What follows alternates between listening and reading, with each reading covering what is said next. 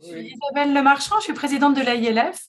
Merci d'être nombreux à vous être inscrits à ce webinaire Polar du Monde, qui a donc suscité de l'intérêt partout dans le monde, si j'en crois les connexions, sur tous les continents. J'en profite pour vous dire que le webinaire sera enregistré et que vous pourrez le voir en replay. Parmi les participants, tous les continents sont donc représentés, mais aussi tous les métiers de la chaîne du livre. Il y a des bibliothécaires, des auteurs, des libraires, des éditeurs, des traducteurs. Donc voilà, c'est un grand succès. Merci à tous. Ce webinaire fait partie d'un travail qui a été commencé il y a 2 ans par l'AILF sur la bibliodiversité dans les assortiments. Et donc, ces cycles comprennent des webinaires ou des séminaires, des formations à l'attention des libraires et des sélections. Il concerne aussi plusieurs secteurs, donc la BD, la littérature jeunesse, et puis là, le polar, et puis bientôt les sciences humaines. L'AILF remercie les financeurs de ce projet, qui sont donc le CNL, l'Organisation internationale de la francophonie, la SOFIA, le Centre français pour la copie, DILICOM et la Fondation Michalski. Pour ce webinaire, nous avons décidé de travailler avec Quai du Polar, qui développe une expertise internationale sur ce sujet et qui nous a permis de construire un programme riche et francophone. Je leur laisse tout de suite la parole et je vous souhaite un très bon webinaire. Merci Isabelle. Bonjour à tous. Donc, je suis Cécile Dumas et je suis bien accompagnée dans ce webinaire par Hélène Fischbach qui prendra la parole un peu après. Hélène Fischbach, c'est la directrice du festival Quai du Polar et qui va vous faire un petit tour d'horizon à la fois du genre et de l'actualité. Je remercie aussi Marc Fernandez qui est avec nous à l'écran et qui va assurer toute la modération et l'animation de différentes rencontres. Quête du Polar, c'est un festival dont ce sera la 19e édition cette année du 31 mars au 2 avril.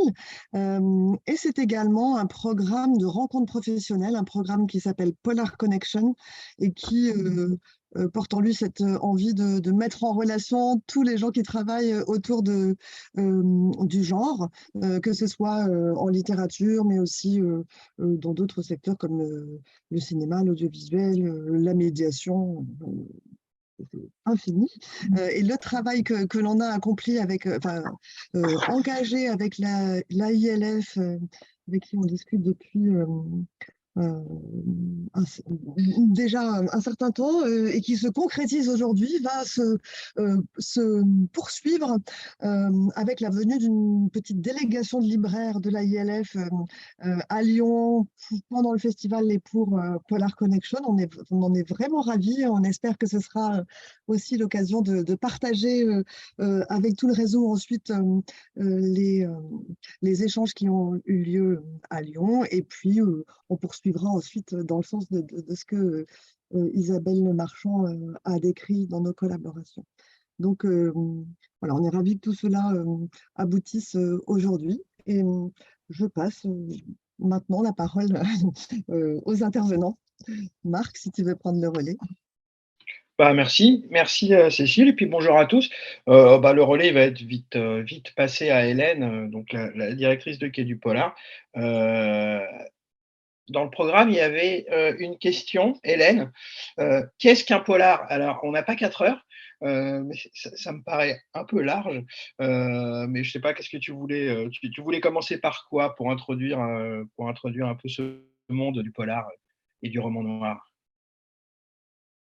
Bonjour à toutes et à tous et bienvenue pour ce webinaire sur le polar qu'on est très content de pouvoir mener cette année avec l'AILF et puis surtout de pouvoir aussi donner la parole à quelques libraires. C'est toujours intéressant d'avoir leur retour. Et puis, alors, je vais essayer en effet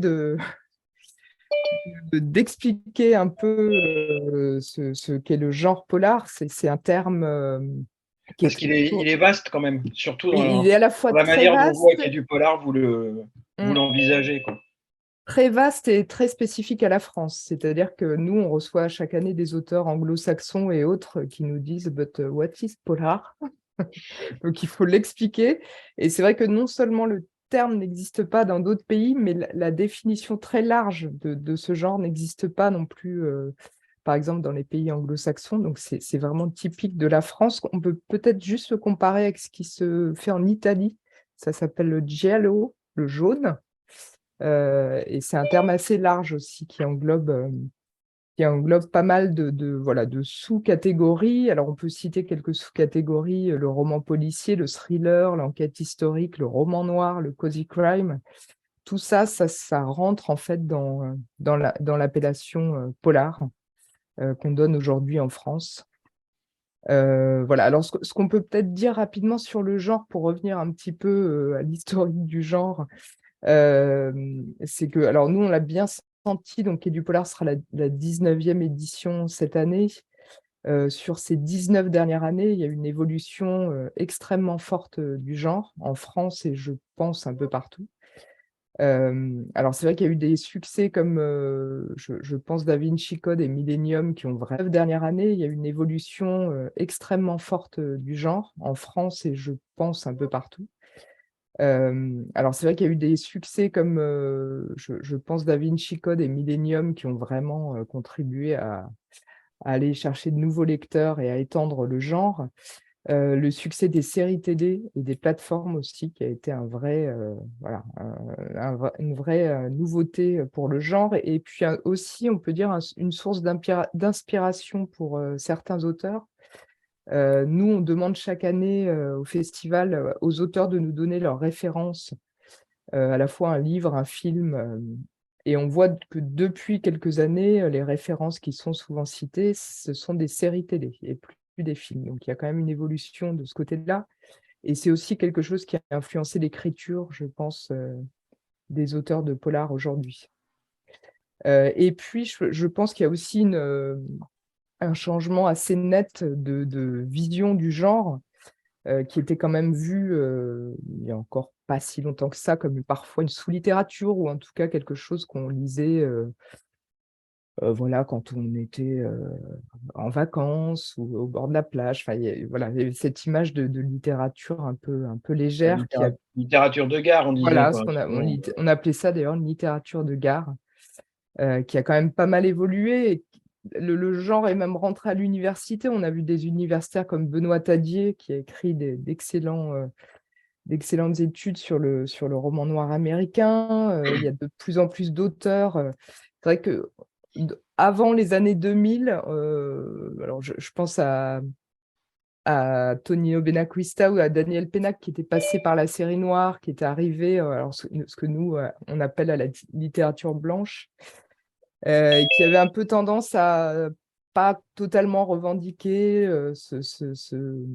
cette appartenance au genre noir. Et aujourd'hui, c'est vraiment l'effet inverse. C'est-à-dire qu'on voit des auteurs comme Ruffin qui se met à écrire du roman noir.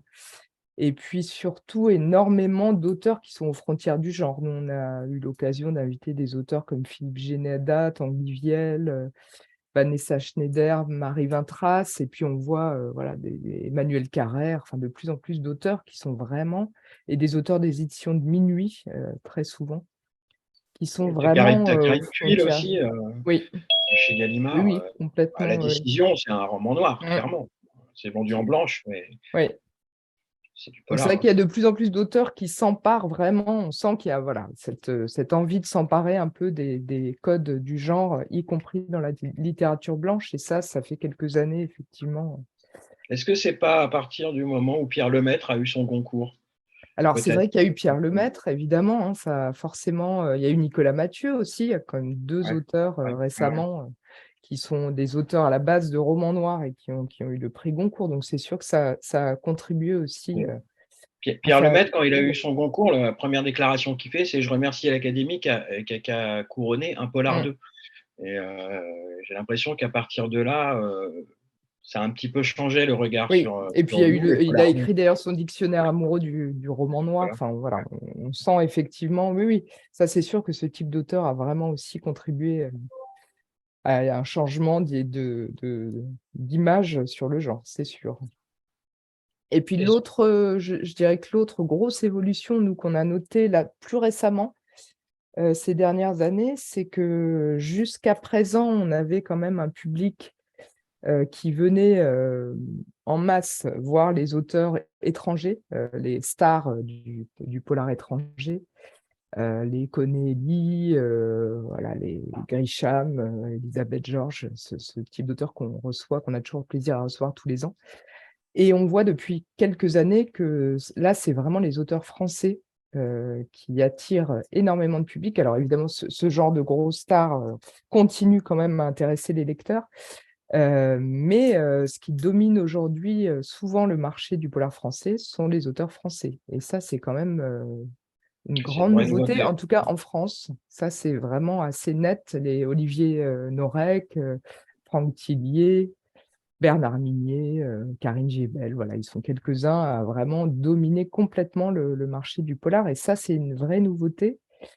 Et je pense que c'est dû notamment au fait que les auteurs de polar français entretiennent un lien quand même assez étroit avec leurs lecteurs, que ce soit sur les salons, via les réseaux sociaux. Il y a une proximité quand même assez forte entre les lecteurs et les auteurs. Et puis, c'est une question qu'on a eu l'occasion justement de poser. On était ce week-end dans un festival en Espagne, la BC Negra, qui est un gros festival de polar à Barcelone. Et en fait, la réflexion était la même, c'est-à-dire que les auteurs de polar espagnol, depuis quelques années, se réfugient aussi beaucoup vers le polar espagnol. Donc, a priori, on avait déjà fait ce constat aussi en Italie. Donc, ça semble quand même être un phénomène, en tout cas européen, d'aller chercher, voilà, en particulier des auteurs, de mettre en valeur les auteurs de son propre pays. Ça peut être... Sur l'Espagne aujourd'hui, il y a le même phénomène qu'en France. Ouais. Et en fait, ils appellent ça la novela negra. Elle a supplanté le roman historique. Avant, c'était vraiment le roman historique qui trustait les ventes. Et depuis quelques années maintenant, c'est le polar en Espagne. Oui, on sent qu'en Espagne aussi, il y a un vrai renouvellement des auteurs, une vraie Ouais. modernité aussi chez les nouveaux auteurs espagnols. Ouais, un Donc, vrai rajeunissement mm. des auteurs. Alors, par contre, effectivement, ce succès du polar français en France ne veut pas forcément dire que les auteurs de polar français s'exportent énormément à l'étranger. Il y en a évidemment quelques-uns qui ont ce plaisir et ce succès à l'étranger. Mais c'est quand même pas encore, on n'est pas sur une vague nordique comme elle a pu arriver un peu partout en Europe et dans le monde. Avec le polar français pour l'instant à l'étranger. Voilà, on l'espère. Nous, on essaie à Quai du Polar, à travers nos différentes initiatives, en tout cas de valoriser ces auteurs français, parce qu'on sent et on voit qu'il y a un potentiel très important chez les auteurs de polar français. Mais pour l'instant, voilà, au niveau de l'exportation, ça reste encore pas tout à fait à la hauteur de ce que ça représente, en tout cas en France. Ça, c'est sûr. Ouais, c'est un peu plus difficile que d'autres pays. Mm. Et à Quai du Polar, vous envisagez le polar sous toutes ses formes et le spectre. Bah, c'est un peu comme on fait nous dans la Mm. revue Alibi. On dit polar, c'est un terme générique, mais ça va quasiment du true crime Oui, c'est enfin, vraiment ouais, une palette très très large. mm. Je pense que l'appellation, de toute façon, définit quelque chose d'assez large. Et c'est vrai que nous, à Quai du Polar, je crois qu'on va encore plus large que l'acceptation du terme polar. Mais effectivement, ça va de l'enquête classique policière, voilà, alors, il y a évidemment le thriller, ça, c'est les deux sous-genres les plus connus, en tout cas du polar, les plus classiques. Mais ça passe aussi par le polar historique, voilà, par la littérature des grands espaces aussi, le roman noir des grands espaces qui s'est pas mal développé ces dernières années. Et puis, en effet, on arrive depuis quelques années vers la non-fiction, qui devient vraiment presque un genre à part entière du polar.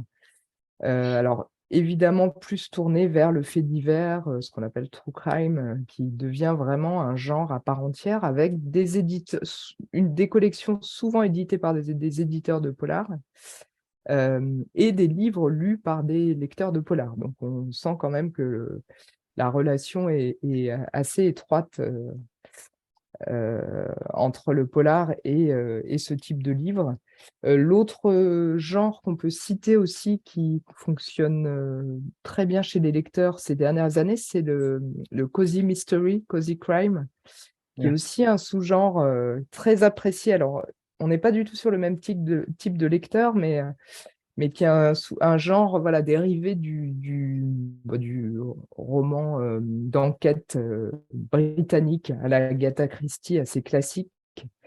C'est des polars C'est-à-dire, Kafkaovski quand même. Ouais, voilà, c'est ça. l'idée, c'est vraiment de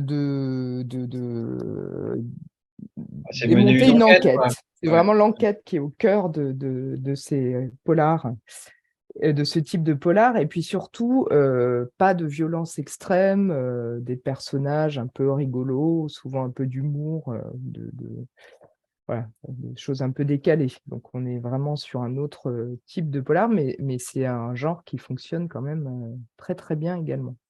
Ouais, c'est un peu une des nouvelles tendances, là, récentes, Oui, dans le milieu du polar, quoi, ouais.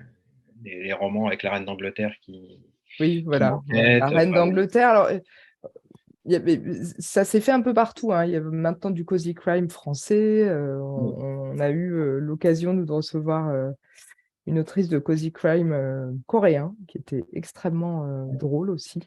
Donc voilà, c'est un genre qui se décline quand même, alors qui évidemment est à la base britannique, mais qui commence à se décliner un peu partout. ouais, en France, il y a Momalo qui s'est lancé dedans, ou qui se lance dedans aussi.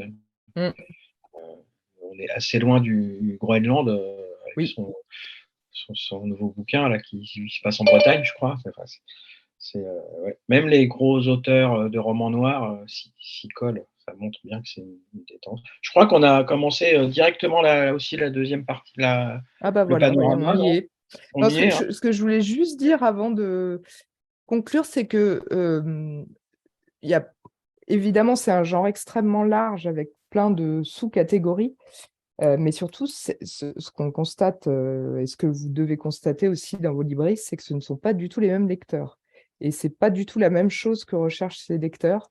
C'est-à-dire un lecteur qui a envie de lire un roman noir social et qui va être dans une recherche, voilà, d'une forme de vérité, d'actualité, ou voilà, de comprendre ce qui se passe un peu dans le monde, va pas être le même que celui qui a envie de lire un bon thriller, un page turner, et voilà, d'avoir un peu peur, d'avoir des espèces voilà, de sensations à la lecture d'un livre, ou même que le lecteur effectivement de cozy crime qui a envie plutôt de s'amuser à résoudre une enquête. Enfin, on n'est pas du tout, je pense, sur les mêmes types de lecteurs. Et nous, ce qu'on constate, alors même si les festivaliers de Quai du Polar sont très très ouverts à la découverte, les lecteurs ont quand même tendance à aller vers ce qu'ils connaissent, c'est-à-dire on a vraiment les lecteurs de romans noirs qui, eux, ont du mal à voilà, sortir de cette Ouais. catégorie-là, les lecteurs de thrillers qui ont tendance à rechercher des titres qui ressemblent un peu à ce qu'ils ont déjà lu et ce qu'ils ont déjà aimé. Donc voilà, c'est vraiment aussi des catégories de lecteurs qui sont très différentes, je pense, dans ces différentes catégories de polar, en tout cas. J'imagine qu'on doit voir ça en librairie aussi. Mm. Est-ce à dire que le lecteur de polar n'est pas très ouvert? Il reste dans son petit cocon. Bon, je lis du thriller, donc j'ai envie de lire que ça.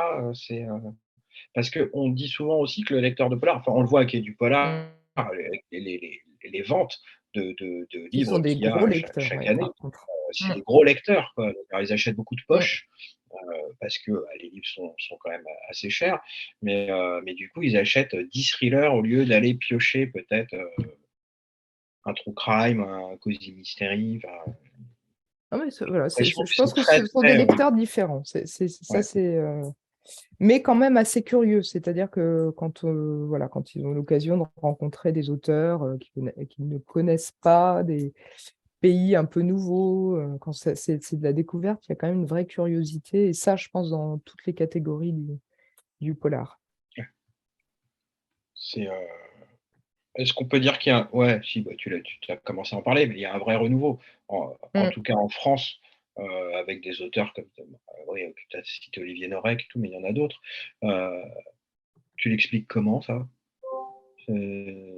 Parce qu'on était quand même, jusqu'il y a quelques années encore, très roman noir, très politisé, le polar Oui, il y psychologique, avait, la coupure était là. encore plus, Ouais, plus ouais, nette, ouais. effectivement, Et entre où les le deux. polar à la papa, un peu Mm. poussiéreux, avec juste une enquête, un flic, alcoolo, divorcé, enfin un peu cliché. Ça a pas mal évolué, mais je me demande si c'est pas aussi lié à une nouvelle génération d'auteurs qui vient de plusieurs, de plusieurs métiers différents. Il y Oui, a beaucoup de flics qui écrivent, il y a des journalistes qui oui. écrivent, il y a des scénaristes aussi qui se Mm. mettent au roman. Je pense qu'en effet, la série a quand même pas mal joué. En tout cas, dans le polar français actuel, on se rend compte que les auteurs se sont quand même assez bien emparés des codes du genre à la fois de la série Ouais, et du polar anglo-saxon. Et ce qui est, je trouve, intéressant et ce qui fait un peu la patte du polar français, c'est qu'ils ont quand même gardé cette spécificité qui était une spécificité très polar sociale, enfin de s'intéresser à la société, d'avoir quand même cette recherche.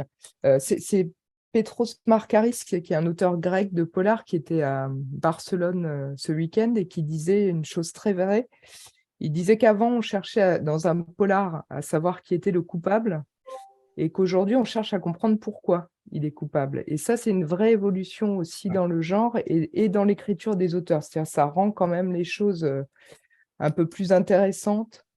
Voilà, et ça a fait, je pense, aussi beaucoup évoluer le genre. Mais ce qui est sûr, c'est que les auteurs de polar français ont intégré en effet le rythme et la façon d'écrire des scénaristes et des auteurs de polar anglo-saxons, mais en gardant quand même un vrai souci à la fois de l'écriture et des questions sociétales qui restent importantes quand même dans leurs romans.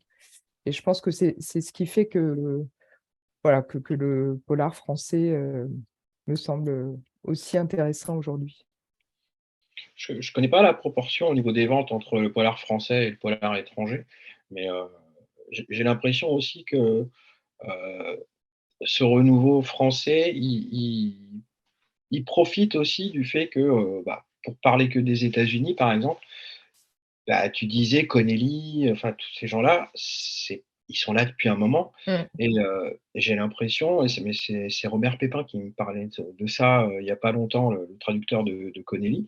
Il disait: il y a pas de vrai renouvellement de génération, aux États-Unis, Mm. en tout cas sur le polar. Je sais pas ce que tu en Euh, penses, mais j'ai l'impression effectivement que sur les Américains, on est toujours sur les mêmes, quoi. On a du Oui, mal c'est à vrai que sur le voir débarquer des jeunes polar auteurs. grand public, entre guillemets, américain, Ouais, c'est vrai qu'on... Alors, ce qui est toujours compliqué, c'est de savoir ce qui arrive jusqu'à chez nous et ce qui peut-être ouais. potentiellement marche là-bas, mais qui n'est pas encore arrivé en France. Mais j'ai l'impression, en tout cas, oui, ce qui est présent en France, il y a en effet un renouvellement, alors qui est pas incroyable. On peut citer, parce que c'est quand même un éditeur important, Gallmeister en France, qui est un éditeur qui ne publie que du polar américain, qui lui est dans une vraie recherche de renouvellement, mais qui est vraiment, par contre, extrêmement sur une ligne extrêmement claire autour du roman noir et du roman noir social. Donc on ne peut pas tout à fait, même si Connelly a quand même ses préoccupations, mais on ne peut pas tout à fait le comparer à du polar grand public. C'est vrai que pour les restes des collections et des maisons d'édition de polar, il y a en effet assez peu de renouvellement ces dernières années. La question qui se pose, c'est est-ce que c'est fait du fait effectivement d'un manque de traduction ou, d'un manque de renouvellement tout simplement des auteurs là-bas. Ça, Ou de c'est budget difficile à aussi. dire.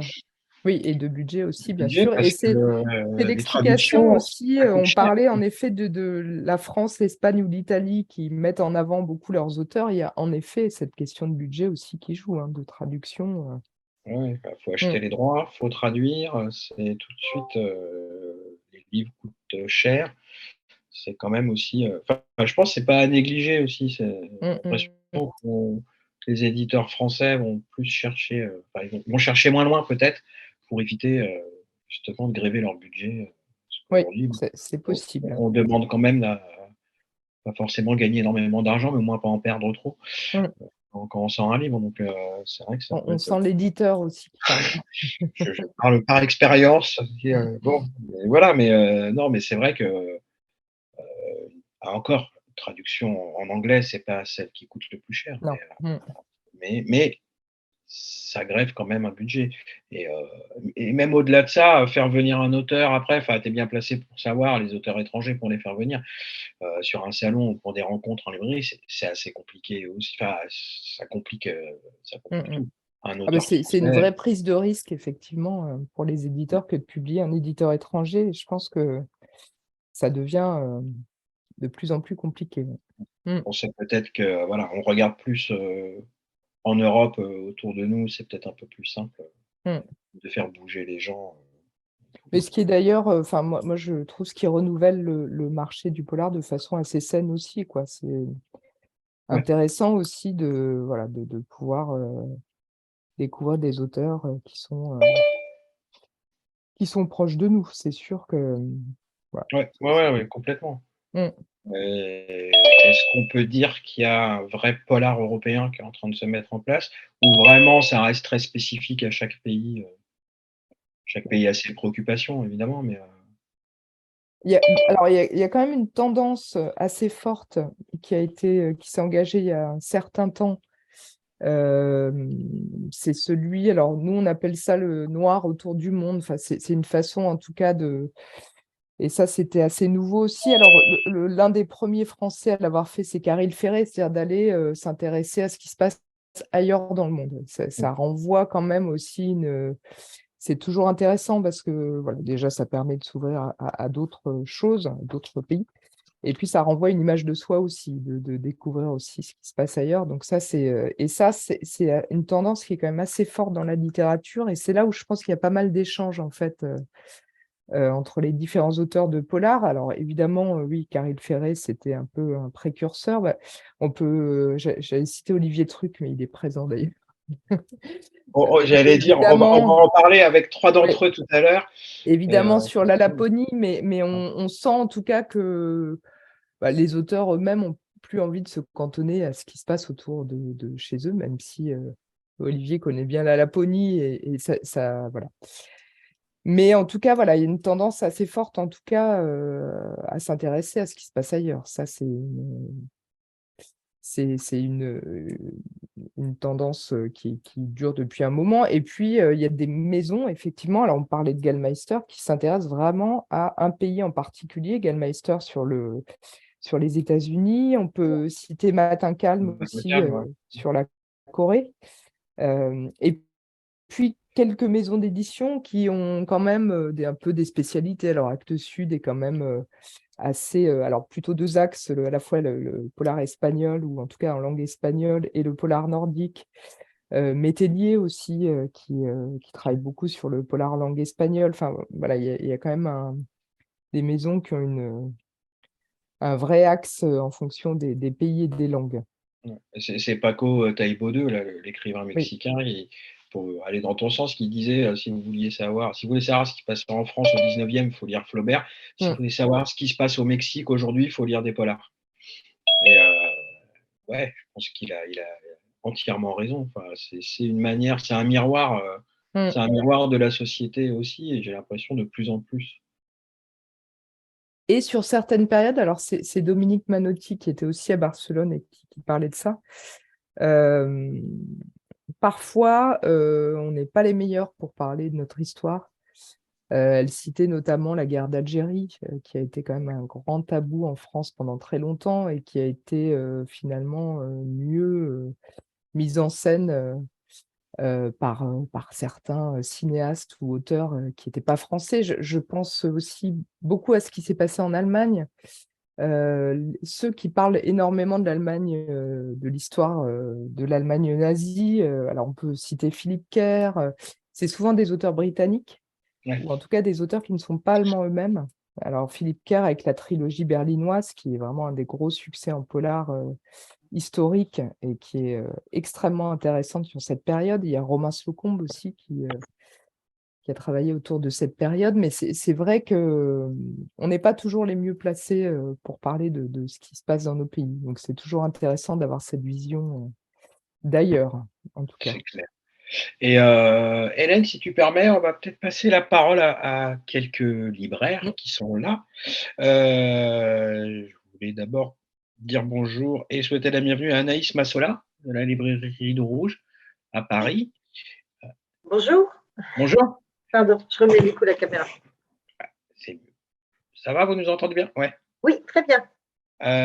Moi, ce que je voulais juste savoir, c'était est-ce que le polar marche bien dans votre librairie?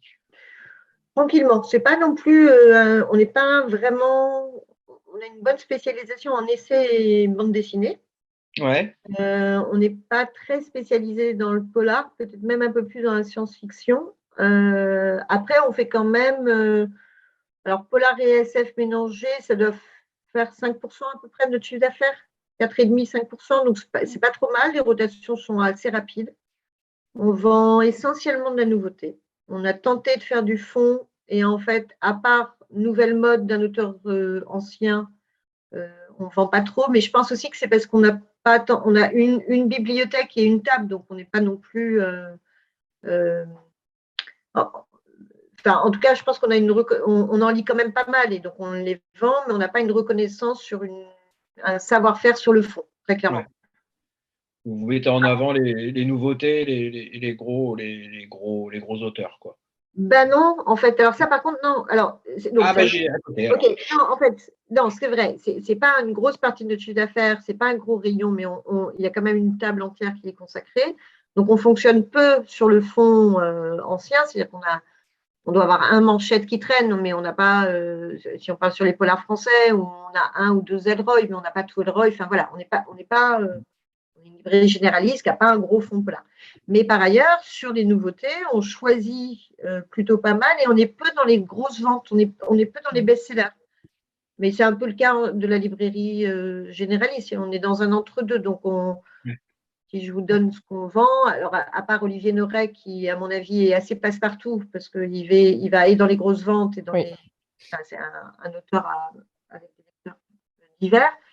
On vend bien en dernier les choses qui se vendent toutes seules. Hein. Je vais parler sans lecture. Il y a les polars qui se passent en Inde, là, au moment du début de l'indépendance, chez Liana Levy. Mukherjee, Abir Mukherjee. Ouais, voilà, Mukherjee. Qui fait partie effectivement des polars historiques assez originaux et intéressants. Ouais. Voilà. Donc ça, on a parfois un peu chez des... effectivement, Olivier Truc, on vend bien. Salut Olivier. Après, quand je dis une bonne vente, c'est 3 et 5 exemplaires. Hein, c'est pas non plus dans des grands... je pense qu'Olivier Norek, oui, on va en vendre 15, une vingtaine. Et après, et du coup, c'est vrai qu'on fait plutôt du poche que du grand format, ça c'est sûr. Et donc, on essaye de choisir, alors ça, c'est pas si simple que ça dans les sélections poche, parce que donc, Folio intègre plutôt les polars qui viennent de chez Gallimard, enfin la Noire, et puis parfois peut-être la Manufacture des livres et des choses comme ça. Alors que Pocket et J'ai lu vont aller chercher chez pas que des gros éditeurs. Donc, du coup, souvent, je regarde un peu sur ma bio les critiques, regarder. Et j'essaye de voir des variétés et de polar historique et de polar drôle. Oui. Alors, effectivement, on n'a pas parlé de on n'a pas parlé de ça. Ouais, des polars d'humour. Mais dans la comédie, dans le polar, qui devient effectivement une vraie catégorie en soi aussi. Ouais. Et du coup, voilà, il y a des petites choses comme ça. Et après, moi, j'essaye, je vous dis, je suis plus sur une période SF là depuis 1 an ou 2, mais j'essaye d'en lire. Et du coup, là, j'ai lu Red Rouge chez Pocket. Et avant, je ne sais plus qui est pas mal. C'est pas donc extraordinaire, mais c'est plutôt pas mal. Et C'est vachement bien, Red Rouge.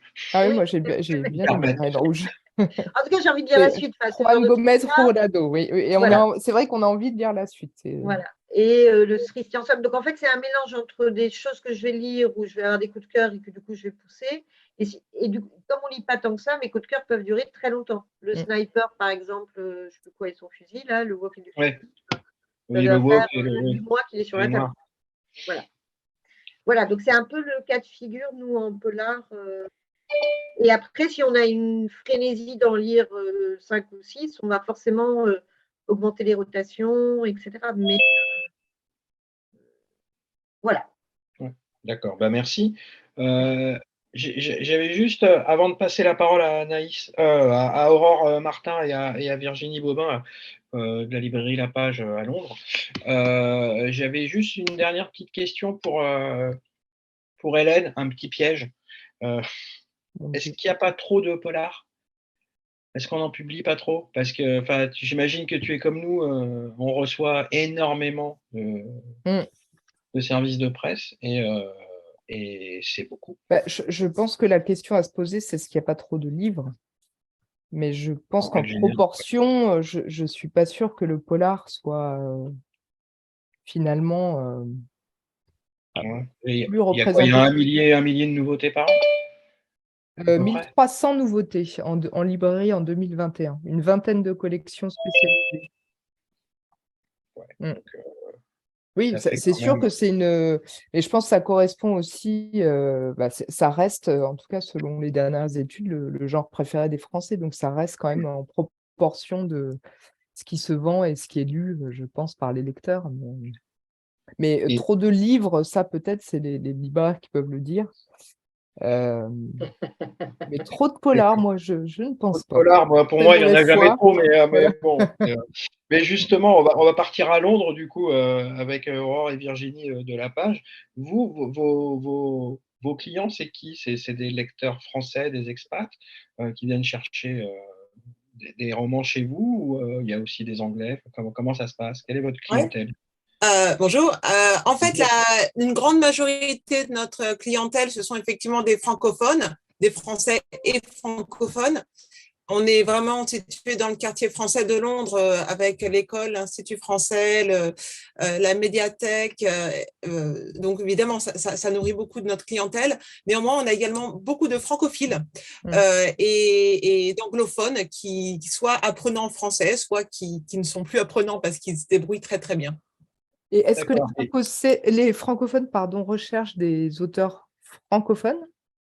Ou est-ce qu'ils c'est ça achètent qui est aussi des intéressant par traductions rapport en français? à ce qui était soulevé un peu plus tôt, c'est que, bon, par essence, les livres, la majorité de nos livres, de nos auteurs, notre clientèle préfère lire les livres en anglais, dans leur langue originale. Et c'est valable de manière à peu près générale sur la librairie, sauf dans le rayon polar, justement, où on vend, Virginie me disait ça encore ce matin, on vend du Agatha Christie tous les jours, alors qu'on est bien dans le pays d'Agatha Christie. Mais voilà, c'est probablement… Du Agatha Christie en français? Oui, tout à fait. Alors que ça reste assez simple d'ailleurs à lire en anglais. Oui. Alors, tu voulais rebondir. Oui, et on vend pas mal d'auteurs anglais américains de façon très correcte, et on vend pas mal de traductions parce qu'il y a bien sûr il y a les polars nordiques. Chez Gallmeister, il y a quand même là j'ai le livre de Poulig ici, le dernier qui est traduit de l'italien, il doit être tout France, voilà. Mais c'est le genre d'auteur qui marche très bien ici. Il y a une vraie demande pour la traduction qu'on n'aura pas en littérature générale et qui est intéressante, je trouve. Voilà, les gens ne cherchent pas de la littérature francophone spécifiquement pour le polar, voilà, qui permet de proposer plein de choses. Et au niveau des auteurs français, vous avez des noms à nous donner de ceux qui cartonnent, que vous vendez? Alors, en polar, ça sera Norek, Minier, Olivier Truc, bien sûr aussi. Alors là, on a fait une petite sélection. En Cozy Crime, on a Sylvie Baron qui marche très, très bien, qui en fait reprend tous les codes des Agatha Christie, qui fait du meurtre c'est la Agatha Christie du Cantal, en fait. Et ça marche Alors, très je bien. ne la connais pas. Ah, moi non Ah, plus. voilà. Là, Ah, ben voilà. Une En tout cas, découverte. les Londoniens en sont friands. Sinon, si on va chercher un peu dans les autres rayons, il a été évoqué tout à l'heure, il y a Philippe Jaénada qui vraiment se lit comme du polar, se vend comme du polar. Et c'est intéressant parce que lui, il a eu le prix Femina, c'est quelqu'un qui vient de la littérature générale, mais qui plaît énormément aussi au rayon polar et qui est fantastique à lire. Et puis là, son dernier livre en date a un côté particulier parce que on est dans une affaire dont les personnages ne sont pas encore décédés, C'est ça, on est plus dans l'actualité que d'habitude. Voilà, c'est très touchant. Et je peux en citer encore un troisième qui est Renaud Lyoté. Alors lui, il est décédé depuis, mais c'est un livre qui est très, très ancré dans l'actualité. Je pense que c'est quelque chose qui va plaire à nos lecteurs aussi. Ça s'appelle La baignoire de Staline. Et donc, c'est un livre qui se passe en Géorgie. C'est le pays qui a vu naître Staline, qui se passe un peu dans le milieu de l'espionnage, du trafic d'objets d'art. Et voilà, c'est vraiment, c'est chez le Seuil Cadre Noir. Donc, c'est vraiment un polar. Ça répond au code du polar. Mais il y a quelque chose par rapport à l'actualité qui est très touchant. Et l'auteur le rappelle à la fin du livre, la Géorgie, c'est un pays qui est encore occupé à 20% par la Russie aujourd'hui. Et ça, voilà, c'est quelque chose qui se ressent très, très fort dans le roman, la chape vraiment, le poids la mainmise de la Russie qui pèse encore très lourd aujourd'hui dans ce pays, c'est quelque chose qui dénonce. C'est un roman engagé et particulièrement touchant pour ça. Voilà. Ouais, c'est un super bouquin aussi. Et ouais, avec l'actualité qu'on connaît, c'est vrai que sa lecture est... voilà, elle est vraiment intéressante. Merci à toutes les deux. On va filer très très loin. On va traverser l'Atlantique, on va aller dans l'hémisphère sud et on va aller au Chili avec Marilyn Noël du comptoir. Bonjour Marilyn. Ça va, pas trop chaud ? Il fait chaud, ouais. Je vous envoie un petit peu de chaleur là. J'essaye au moins. Il fait très chaud. Merci pour l'invitation. Merci beaucoup pour l'invitation. Moi, je suis une très grosse lectrice de polar. J'en lis beaucoup vraiment, et j'en lis beaucoup avec beaucoup de respect, c'est-à-dire pas du tout en me disant je vais me reposer d'autres lectures plus sérieuses, plus littéraires. Non, pas du tout. Voilà. Et j'essaie de transmettre ça à mes clients. Toi, à Santiago, ta clientèle, c'est quoi? C'est aussi des Français ou Alors, moi, c'est vraiment comme… Oui, comme à La Page, à Londres et comme dans tous les pays non francophones. Donc, notre base de clientèle, c'est une clientèle française et francophone. Et puis, francophile, beaucoup de Chiliens qui ont un français très bon. Les liens historiques de la France avec le Chili font que beaucoup de Chiliens ont un français très châtié, très, très bon. Et les Chiliens ont vécu en France, je ne reviendrai pas sur ça. Et donc, sont de retour au Chili depuis longtemps. Les enfants sont dans le système français. Donc, c'est une clientèle très variée, en fait, très, très, très variée. Voilà. Et voilà. Et elle cherche quoi comme polar? Est-ce qu'elle va chercher pareil, ce qu'on disait tout à l'heure? Alors, elle cherche ce que je leur offre. C'est-à-dire, moi, je travaille le polar comme ça. Voilà. Moi, je suis une petite librairie. On a entre 4 et 5 000 références, tout en français, par contre. Et moi, je vais faire un aveu, je suis alors le contraire de mon amie Anaïs, je suis vraiment pas une bonne libraire d'essais. Le rayon sciences humaines, sciences sociales, politique, sociologie, histoire, vous rentrez au comptoir, vous n'allez pas vous rouler par terre devant. Hein. Mais j'ai une parade pour ça. Et en fait, 8 fois sur 10, ça marche très bien. C'est que j'essaie d'avoir, alors soit en rayon, soit dans la tête, un polar pour chaque situation. C'est-à-dire chaque époque, chaque problème de société, chaque question de géopolitique, d'histoire d'un pays, etc. Parce qu'en fait, moi, je me suis aperçue que mes clients, quand ils demandent un essai ou une question, on prend la guerre d'Algérie, par exemple. Ils ne sont pas forcément partants pour lire tout Gérard Noiriel ou pour lire tout un essai, un pavé analytique, etc., très poussé. Souvent, c'est un intérêt passager, ils ont vu un film, ils ont entendu une émission de radio et ils sont très heureux de pouvoir commencer par un roman qui, à travers l'histoire prenante, haletante, bien écrite, etc., vont décortiquer un peu de façon plus facile d'accès une histoire qu'ils n'auraient peut-être pas eu la patience de lire, de lire autrement. Donc, en fait, moi, j'utilise un peu le polar, hein, c'est pas goût personnel aussi, mais comme une façon d'entrer par d'autres voies que les sciences humaines, sociales, etc., dans des univers politiques, sociaux, historiques, même géographiques. Hein. Je n'ai pas non plus un rayon géographique très, très développé. Et par exemple, j'ai jamais eu autant envie de découvrir l'Italie du Nord que depuis que je lis les enquêtes du commissaire Soneri, de Valerio Varisi, Varese, oui. chez Aguilo, par exemple. Qui est formidable. Des Ouais. polars. Ça donne faim aussi.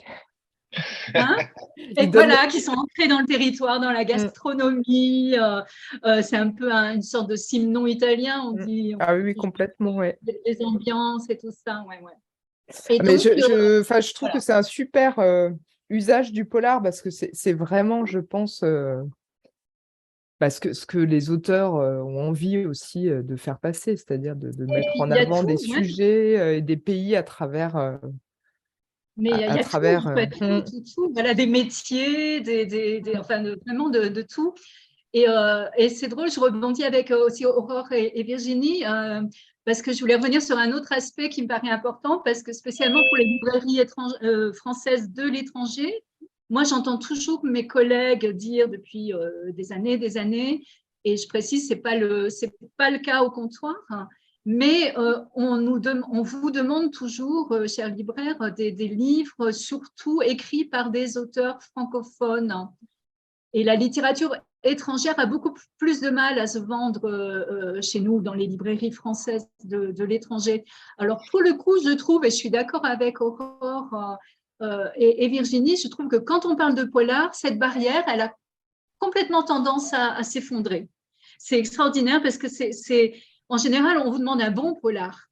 Voilà. Et donc, les gens, là, ils se moquent complètement de savoir si les francophones traduisent tant que l'intrigue est bonne, bien ficelée, les personnages solides, etc.